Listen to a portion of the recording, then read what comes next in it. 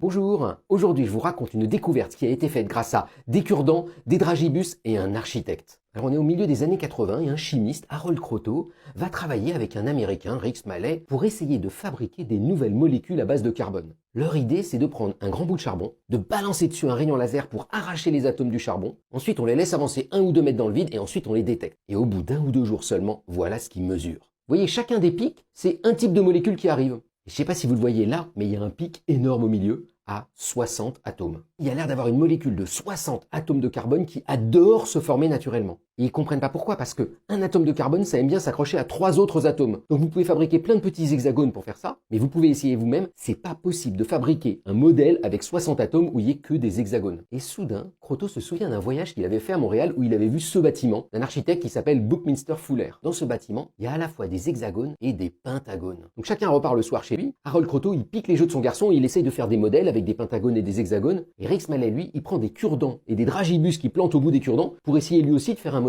Et voilà, le lendemain matin, ce à quoi ils arrivent tous les deux. Ils se rendent compte qu'en fait, il y a une structure très simple pour fabriquer une molécule de 60 atomes, c'est la structure du ballon de foot. Et ils publient un article dans la revue Nature où ils annoncent qu'ils ont découvert une nouvelle molécule de 60 atomes de carbone qu'ils vont appeler le fullerène, en hommage à l'architecte Buckminster Fuller.